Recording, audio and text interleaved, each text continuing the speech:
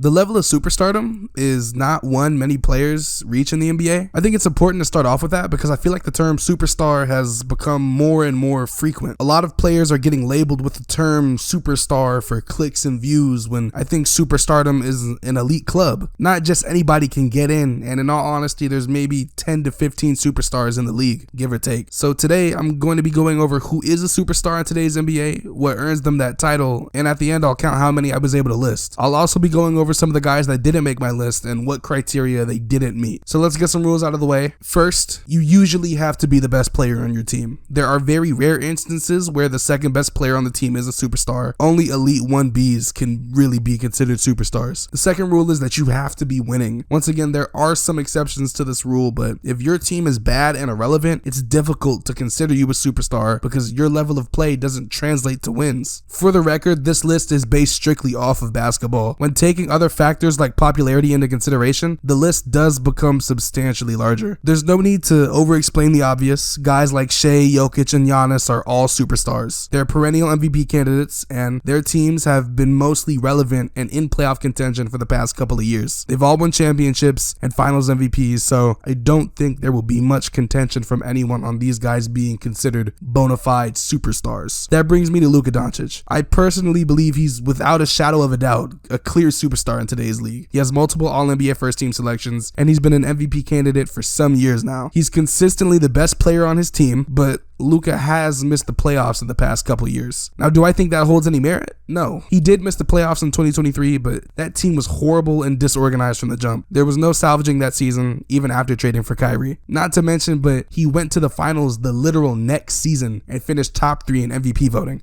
which I think he should have won, but it's whatever. With that being said, I think Luka is a clear-cut superstar, no ifs, ands, or buts. And speaking of Luka, let's talk about his teammate LeBron James. LeBron is a tricky one because no way LeBron isn't a superstar, right?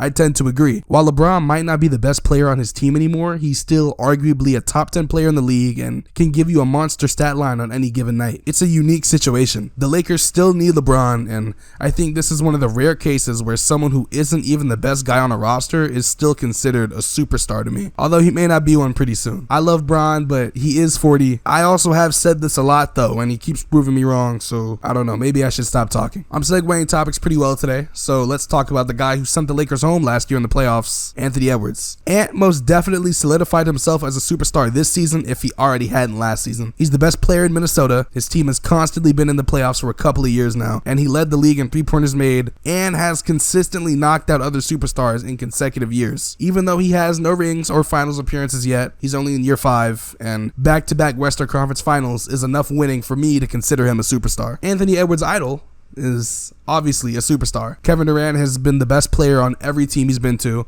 and he's the greatest scorer of all time. He missed the playoffs for the first time in a long time last season, and he hasn't been as great as he once was, but he was already pretty great. He's getting up there in age, but he's been a top 10 player for some years now and has always been the best scorer in the league. He has rings, MVPs, finals MVPs, and the numbers to back it up. He is without a doubt a superstar. Durant's former teammate Steph Curry is obviously a superstar. He's still the best shooter in the league, and he's still the greatest shooter ever. And even though his team's success hasn't been what it once was, he's still leading a team to the playoffs year after year, and they're not even that good. And for the record, Jimmy Butler is not a superstar. So Jalen Brunson is definitely a superstar. He's the best player and leader of a Knicks team that has been very successful over the past couple of years. Insane scoring performances and winning, as well as making it to the Eastern Conference Finals this year. I think he's clearly a superstar, and he's definitely part of the upper echelon of NBA players. Some of the guys out east I would consider superstars, and this might be a little controversial, but it's two of the past couple of #1 picks, Cade Cunningham and Paolo Banchero. Cade Cunningham just made his first All-NBA team and finished top 10 in MVP voting. He's the best player on the Pistons, and I think Cade's time is now, and I have no doubt in my mind that Cade Cunningham can lead the Pistons to glory one day. And he honestly may go down as the greatest Piston ever. That's how much I believe in him. I may sound biased, especially because my last video was on the Detroit Pistons and how much I believe in them, but I truly do believe Cade is a superstar. Now Paolo, he might be a little more debatable, but I think he belongs. He missed a lot of time due to injury this year, but his squad was still able to make the playoffs for the second year in a row, and he did all he could in the playoffs with that badly bruised up roster. They even managed to sneak a game on the defending champs with a far inferior team. And I know the Celtics won all those games, but if you watch them,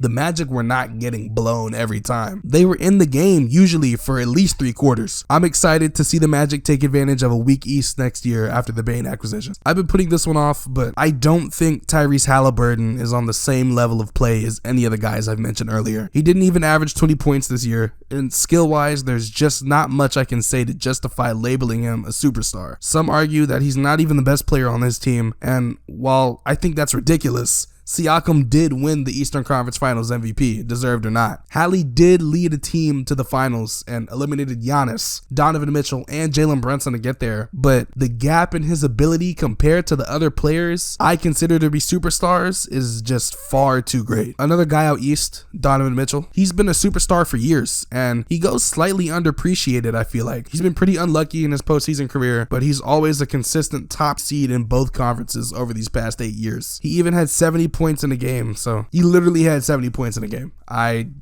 don't think it's a debate.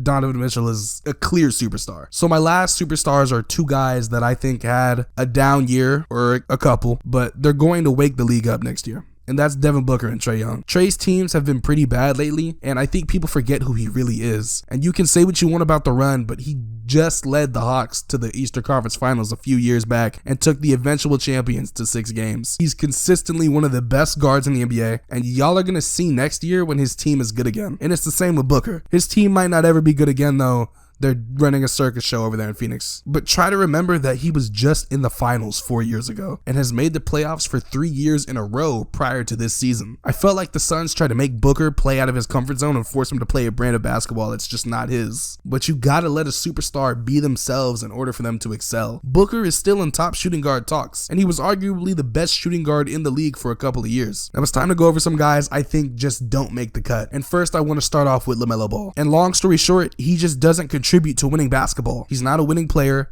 and I can't consider him to be a superstar when he never plays and he always loses. I think Alperen Sengun isn't there yet, but give him a couple years and I think he can become one. I don't even know who's going to end up becoming the best player on this Rockets team a couple years down the line though. Fox isn't there, but like, he almost was a couple years ago. Levine just doesn't win, but he's good. Joel Embiid is tricky because he's so good, and he was just an MVP 2 years ago, but he just never plays anymore. He's played like 60 games in 2 years, and I just can't justify having him be a superstar anymore until we see him play some actual games. Same with Ja. I would have considered him a superstar a couple years back, but he just isn't playing. Injuries and suspensions have been haunting his career. And before I forget, obviously Tatum is a superstar. I kind of forgot about him because he was hurt, but I don't care about the Finals MVP. He's the best player on that team. He always has been. I don't want to hear it. Equally, Jaylen Brown is not a superstar. You can find me in the comments about it. The Finals MVP means nothing to me. So altogether, there's Shea, Jokic, Giannis, Luka, LeBron, Tatum, Trae Young, Anthony Edwards, Kevin Durant, Devin Booker, Cade, Paolo, Donovan Mitchell, Jalen Brunson. 15. I said 10 to 15 and it ended up being 15, so it's a bit on the higher end of my prediction, but I really made this video to set the record straight on what counts as a superstar. Like I said, I think that it's been getting used a lot more lately and way too often when superstardom is supposed to be an elite club. So in conclusion, the answer to how many superstars are in the NBA is 15. Let me know what y'all think in the comments. Let me know if there was a player you thought I should have said or I didn't say. And yeah, I hope y'all enjoyed the video. If you did, like, subscribe, and let's get some discourse going in the comments. I'm gonna catch y'all later. Peace. Money all over the floor in the club. I just walked in with 2 bells, they turned me up. I ain't that she was a freak in the shit, should've come freak on that. Yeah, she wanna be my queen, she just not the one. We been around the bushes, we gon' fight tonight. You see how the people looking, think you like the light. I can tell when you want bullshit, then you like the lie. She only come out at the dark when the time is right.